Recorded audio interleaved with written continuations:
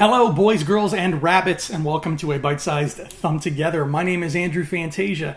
If you like this video, as always, feel free to give it a like and maybe give some love to that subscribe button. Today I want to talk about Star Wars. Yippee-ki-yay! In particular, Jon Favreau's Star Wars, because news dropped today about this. If you're any kind of Star Wars fanatic like me, you've been keeping on top of all this news that Disney is throwing at us like darts. It was announced, a little while back now, I think short time ago, that Jon Favreau will be doing a live-action TV show for Disney's upcoming streaming service. When does this show take place? Where in the timeline does it fit? That's what I always ask whenever a new thing comes out. And we got our answer today. According to a quote from Nerdist during the Solo red carpet, Jon Favreau confirmed that this new series is going to take place 7 years after the Battle of Endor, which is, of course, the climactic fight at the end of Return of the Jedi. Now, this is a rich spot. This is juicy. I like this because this is a 30-year gap. It's the biggest gap we have between any two movies, and it's very lightly explored. Only very lightly. There was some things that happened in Battlefront 2, which is, barely anything that's like shallow as a tea tray.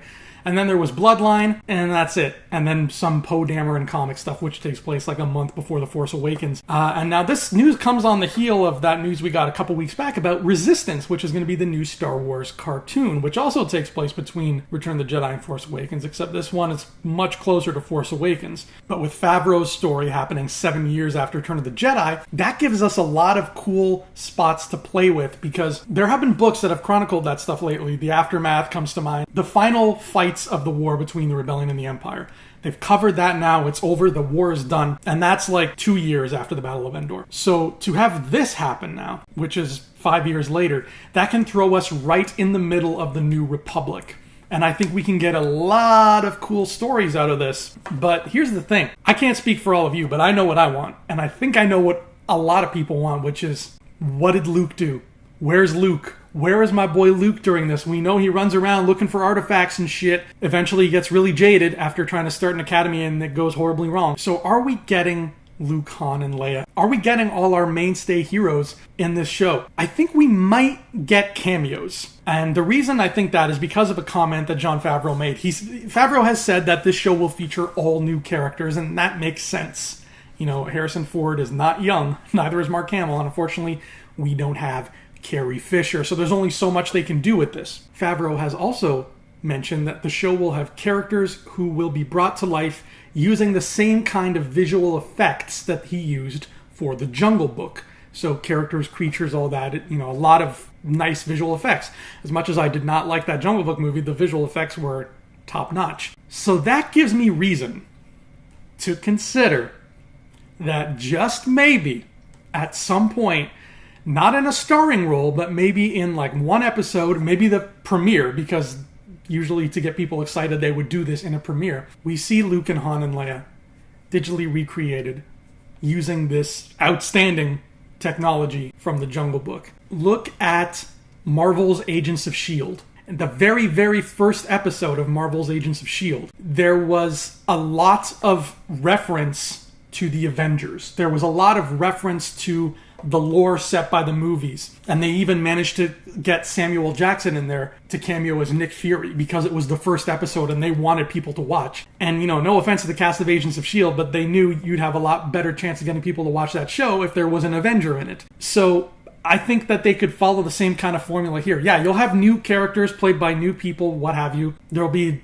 Jane Schmane and Joe Schmo and their rebels and whatever. But to get butts in the seats, to get people to be like, I need to watch this show, that first episode, I guarantee you, is going to have a CG recreated either Leia or Han or Luke or maybe even all of them. I guarantee you they will do that because they want us to watch it. A hardcore fan is going to watch, but somebody who's just, seen the movies and enjoyed them for what they are and that's it. If you tell them, hey, look, it's Star Wars, and they turn on Star Wars and they don't see anybody they recognize, they're going to be like, this isn't Star Wars. And they're going to turn that off. So if they're smart, Disney's going to do what S.H.I.E.L.D. did and, throw these things in there to be like, look what we have. This is Star Wars. Please watch it. They did the same thing with Star Wars Rebels. It was all new characters, but in that premiere, that first episode of season 1, what did they do? They started it off. The first scene is Darth Vader in a hologram talking to somebody. That's how you do this. That's how these shows get butts in the seats and eyes on the screens. Now, there is no confirmed release date for the show yet, nor is there even a title. Obviously, it's going up on Disney's streaming service, which will be launching in 2019. So at some point after 2019, either late 2019 or early 2020 is when we can expect to see this show. Until then, we just got to wait it out and see what other juicy strands of information come through the grapevine. But I think this is cool. I dig this. I like the idea of setting it in that time period. I like that it's not closer to Force Awakens. I prefer that it's closer to Return of the Jedi, because we have a lot of stuff closer to Force Awakens. And the Return of the Jedi stuff, while we do have, Aftermath, like I said, the Aftermath trilogy is there, it's more like an epilogue. That trilogy is like an epilogue to the Star Wars trilogy, the movies. So this can be, just the next chapter. It can carry that story on. The possibility of seeing all our old favorites, of seeing Chewbacca and 3PO and R2 and Mon Mothma and Admiral Akbar and all those people, it's doable, man. This could happen. We could see them in this TV show, and that would be great. And then, of course, if this does not float your boat, it's okay, because guess what? Rian Johnson and Benioff and Weiss have their projects coming. So Star Wars is going to be hitting us from all corners. We're going to be fine. We're going to be just fine. We're fine here. How are you? Thank you so much for watching, guys. Let me know in the comments, what do you think of this news? Do you think this is a cool place to set Jon Favreau's new show?